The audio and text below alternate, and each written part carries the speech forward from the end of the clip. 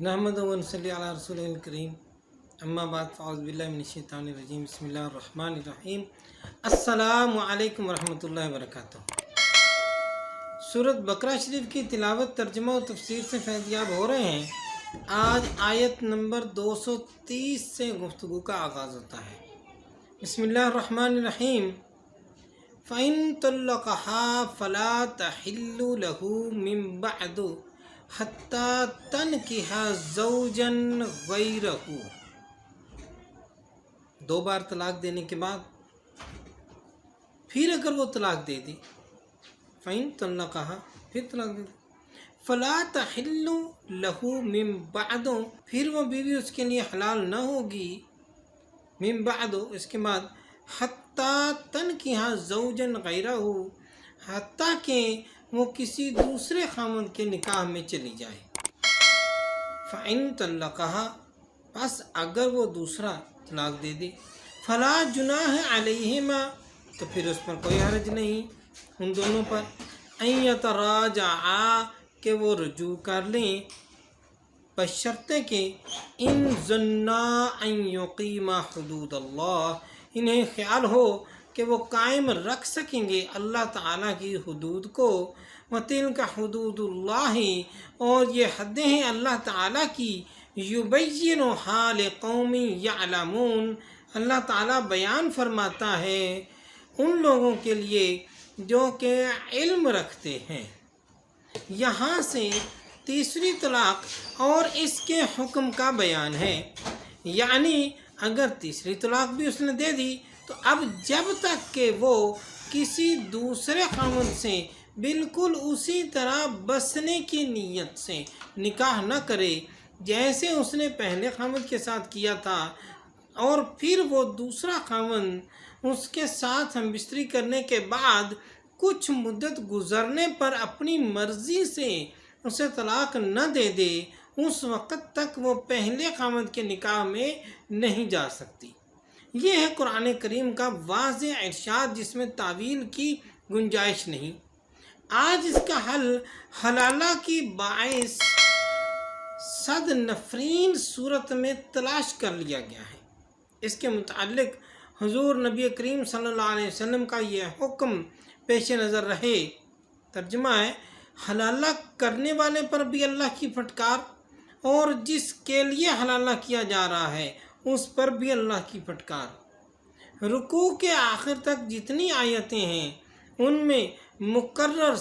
مکرر تاکید کی جا رہی ہے کہ کسی عورت کے ساتھ نکاح اسے ستانے اور دکھ دینے کے لیے نہ کرو بلکہ انہیں آباد کرنے کے لیے کرو، اور جو ایسا کرے گا وہ گویا اللہ تعالیٰ کی آیتوں کے ساتھ مذاق کر رہا ہے۔ کیا کسی مومن کے لیے اس سے بھی کوئی سنگین سرزنش ہو سکتی ہے؟ وَإِذْ طَلَّقْتُمُ النِّسَاءَ، اور جب تم طلاق دے دو عورتوں کو، فَبَلَغْنَ أَجَلَهُنَّ، اور وہ پوری کر لیں اپنی عدت، فَأَمْسِكُوهُنَّ بِمَعْرُوفٍ، پس یا تو روک لو انہیں بھلائی کے ساتھ، او سرحوهن بمعروف، یا چھوڑ دو انہیں بھلائی کے ساتھ، ولا تمسکوهن، اور نہ روکو انہیں،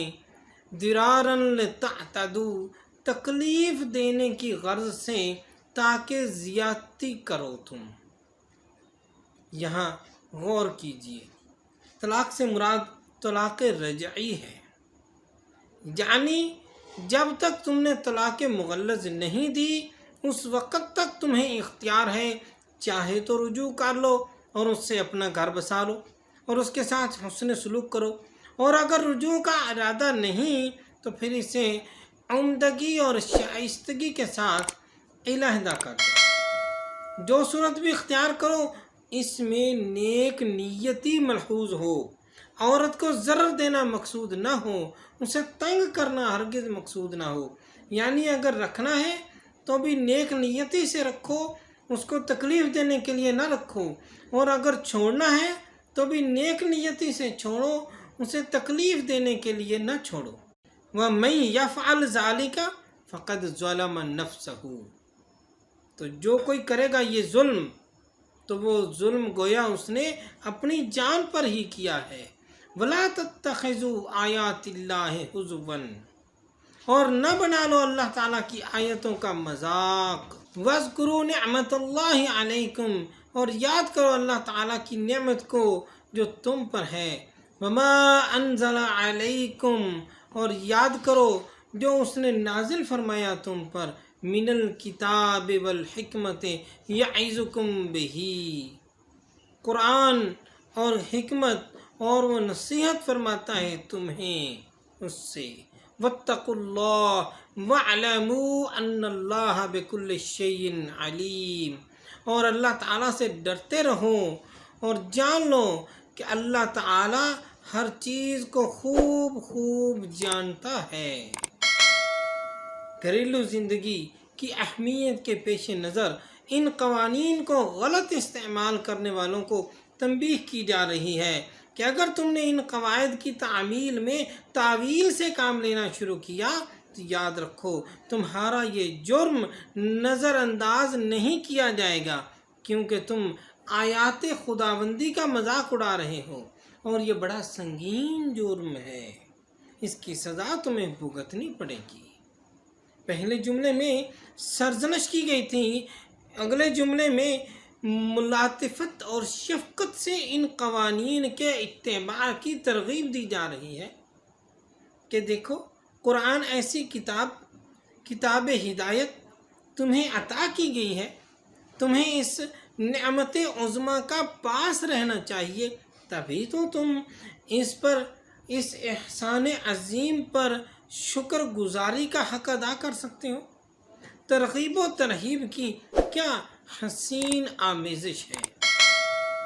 وَإِذَا طَلَّقْتُمُ النِّسَاءَ فَبَلَغْنَ، اور جب تم طلاق دے دو عورتوں کو پھر وہ پوری کر چکیں اجلہن اپنی عدت، فَلَا تَعْدُلُوهُنَّ، تو نہ منع کرو انہیں اَن يَنْكِحْنَ أَزْوَاجَهُنَّ، کہ نکاح کریں اپنے خامدوں سے، اِذَا تَرَادَوْا، جب کہ رضامند ہو جائیں، بینہم بالمعروف، آپس میں مناسب طریقے سے، یعنی مطلقہ عورت جب اپنی عدت پوری کر لے اور اپنے پہلے خامد کے ساتھ نکاح کرنا چاہے تو عورت کے ولی اسے منع نہ کریں۔ اس کا دوسرا معنی یہ بھی ہے کہ ایسی عورت اگر اپنے تجویز کردہ خامد کے ساتھ عدت گزارنے کے بعد نکاح کرنا چاہے تو پہلا خامد اسے نہ روکے اور یہ کوشش نہ کرے کہ جب میں نے اسے طلاق دے دی تو کوئی اور دوسرا بھی اس سے نکاح نہ کرے، کیونکہ یہ سب معاملات ظلم کے ہیں اور اللہ تعالیٰ ظلم سے منع فرماتا ہے۔ ذالک یوعظ بہ، یہ فرمان الہی نصیحت ہے تمہیں۔ من کان منکم یؤمن باللہ والیوم الآخر، یہ نصیحت اس کے لیے ہے، من کان منکم، تم میں سے ان کے لیے، یؤمن باللہ، جو اللہ تعالیٰ پر ایمان رکھتا ہے، والیوم الآخر، اور آخرت کے دن پر بھی ایمان رکھتا ہے، جس کو اللہ پر بھی یقین ہے اور آخرت کے دن پر بھی یقین ہے کہ آخرت والے دن اللہ تعالیٰ نے اس سے حساب کتاب لینا ہے۔ ذالکم ازکا لکم واطہر، یہ بہت پاکیزہ ہے تمہارے لیے اور بہت صاف پاک۔ واللہ یعلم وانتم لا تعلمون، اور اللہ تعالیٰ جانتا ہے اور تم نہیں جانتے۔ وانتم لا تعلمون، اور تم نہیں جانتے، اللہ تعالیٰ جانتا ہے۔ والوالدات یرضعن اولادہن، اور مائیں دودھ پلائیں اپنی اولاد کو، حولین کاملین، پورے 2 سال،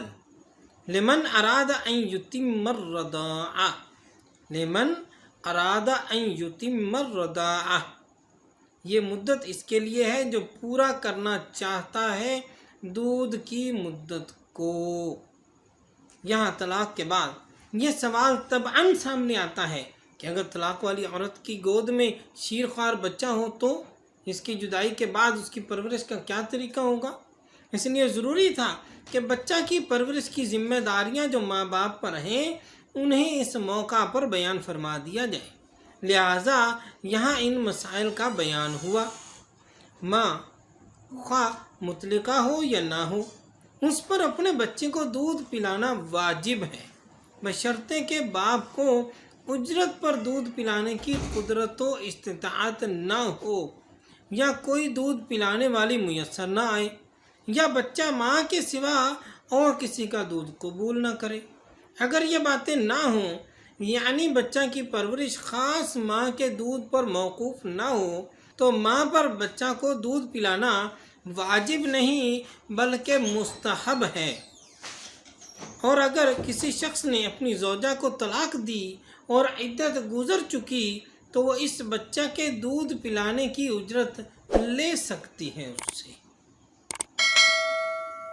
حولین کاملین لمن اراد ان یتم الرضاعۃ، تو اپنے بچے کو 2 سال پورے دودھ پلاؤ، یہ مدت اس کے لیے ہے جو پوری کرنا چاہتا ہے دودھ کی مدت کو۔ وعلی المولود لہ، اور جس کا بچہ ہے اس کے ذمے ہے، رزقہن، اس کا رزق، ان کا کھانا پینا، اس کی ماؤں کا بھی، وکسوتہن بالمعروف، اور ان کا لباس بھی مناسب طریقے سے۔ لا تکلف نفس الا وسعہا، تکلیف نہیں دی جاتی کسی شخص کو مگر اس کی حیثیت کے مطابق، لا تضار والدۃ بولدہا ولا مولود لہ بولدہ، نہ ضرر پہنچایا جائے کسی ماں کو اس کے لڑکے کے باعث اور نہ کسی باپ کو اس کے لڑکے کے باعث۔ وعلی الوارث مثل ذالک، اور وارث پر بھی اسی قسم کی ذمہ داری ہے۔ فَإِنْ أَرَادَ فِصَالًا، پس اگر دونوں ارادہ کر لیں دودھ چھڑانے کا، عن تراض منہما، اپنی مرضی سے، وتشاور، اور مشورہ سے، فلا جناح علیہما، تو کوئی گناہ نہیں دونوں پر۔ وَإِنْ أَرَدْتُمْ، اور اگر تم چاہو، ان تسترضعوا، کہ دودھ پلواؤ دایا سے، اولادکم، اپنی اولاد کو، فلا جناح علیکم، پھر کوئی گناہ نہیں تم پر، اذا سلمتم ما آتیتم بالمعروف، جب کہ تم ادا کر دو جو دینا ٹھہرایا تھا تم نے مناسب طریقہ سے، یعنی دایا کے ساتھ اگر مناسب معاملہ طے ہو جاتا ہے تو پھر دایا سے بھی دودھ پلوایا جا سکتا ہے، کوئی گناہ نہیں۔ واتقوا اللہ، اور ڈرتے رہو اللہ تعالیٰ سے، وَاعْلَمُوا أَنَّ اللَّهَ بِمَا تَعْمَلُونَ بَصِيرٌ، اور خوب جان لو کہ یقیناً اللہ تعالیٰ دیکھ رہا ہے، دیکھنے والا ہے اس کو جو تم کرتے ہو۔ وَاعْلَمُوا، اور خوب جان لو، أَنَّ اللَّهَ بِمَا تَعْمَلُونَ بَصِيرٌ، بے شک یقیناً اللہ تعالیٰ دیکھ رہا ہے، دیکھنے والا ہے اس کو جو کہ تم کرتے ہو۔ اس کے ساتھ ہی آج کی نشست اختتام پذیر ہوتی ہیں، اجازت چاہتے ہیں۔ السلام علیکم ورحمۃ اللہ وبرکاتہ۔